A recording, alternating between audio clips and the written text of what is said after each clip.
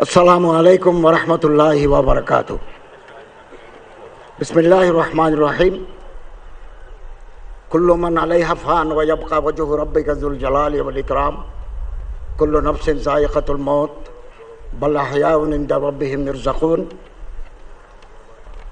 সম্মানিত মুসল্লিবৃন্দ, সম্মানিত সংগ্রামী জনতা, আজকে আমরা জুলাই বিপ্লবের সম্মুখ সারির যোদ্ধা বীর শহীদ শরীফ ওসমান হাদির নামাজের জানাজা আদায়ের জন্য সমবেত হয়েছি। তিনি শাহাদত বরণ করেছেন। আমরা আল্লাহর কাছে দোয়া করি আল্লাহ তাকে যেন শাহাদতের মর্যাদা দান করেন এবং তার জীবনের ত্রুটি বিচ্ছুতিগুলো আল্লাহ তাআলা মার্জনা করেন। আল্লাহ তার কবরকে জান্নাতুল ফেরদাউসের টুকরা বানিয়ে দেন এবং তিনি যে স্বপ্ন দেখেছিলেন আধিপত্যবাদ বিরোধী একটা ইনসাফ ভিত্তিক সমাজ যে প্রতিষ্ঠা করার স্বপ্ন দেখেছিলেন তার পূর্ণতা দেওয়ার জন্য দেশবাসীকে আপনি তৌফিক দান করুন। সারা বাংলাদেশ আজ কাঁদছে।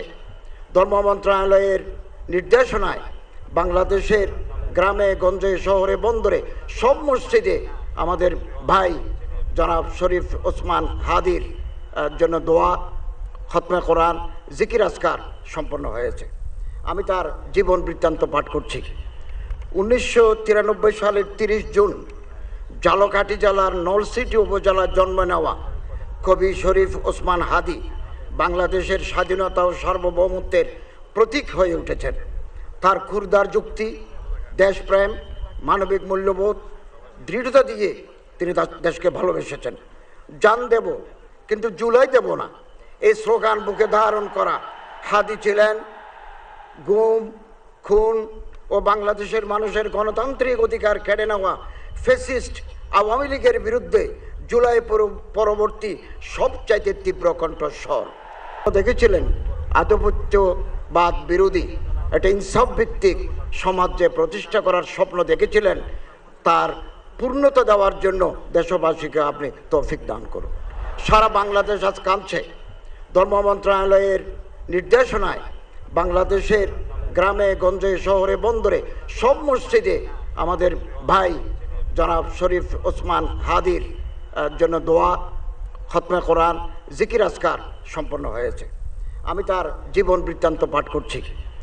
1993 সালের 30 জুন ঝালকাঠি জেলার নলছিটি উপজেলার জন্ম নেওয়া কবি শরীফ ওসমান হাদি বাংলাদেশের স্বাধীনতা ও সার্বভৌমত্বের প্রতীক হয়ে উঠেছেন।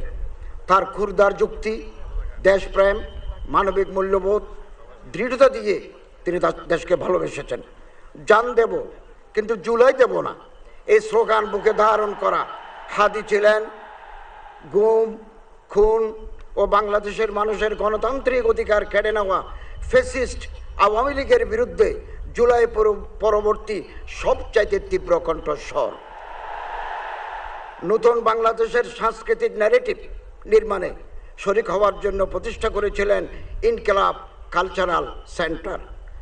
বাংলাদেশের সার্বভৌমত্ব বিরোধী খুনিরা 12 ডিসেম্বর দুপুরে জুমার নামাজের পরপরই তাকে গুলি করে 18 ডিসেম্বর 2025 রাতে সিঙ্গাপুর জেনারেল হাসপাতালে শাহাদত বরণ করেন বীর ওসমান হাদি। ওরা ওসমান হাদিকে নিশ্চিহ্ন করতে চেয়েছিল, আর ওসমান হাদি হয়ে উঠলেন আমাদের সবচেয়ে বড় প্রতীক স্বাধীনতা এবং সার্বভৌমত্বের। আল্লাহ তাআলা ওনার মাগফিরাত করুন এবং বেহেশতের অসংখ্য নাজ ও নিয়ামত দিয়ে আল্লাহ তাকে সম্মানিত করুন, আমিন।